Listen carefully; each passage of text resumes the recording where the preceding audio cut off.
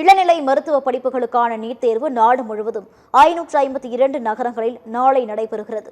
நாடு முழுவதும் அரசு மற்றும் தனியார் மருத்துவக் கல்லூரிகளின் எம்பிபிஎஸ், பிடிஎஸ் படிப்புகள், சித்தா, ஆயுர்வேதா, யுனானி, ஹோமியோபதி படிப்புகள், ராணுவ கல்லூரிகளில் பிஎஸ்சி நர்சிங் படிப்புகள் மற்றும் கால்நடை மருத்துவ படிப்பின் அகில இந்திய ஒதுக்கீட்டு இடங்கள் ஆகியவை தேசிய தகுதி மற்றும் நுழைவுத் தேர்வில் தகுதி பெறுபவர்களை கொண்டு நிரப்பப்படுகின்றன.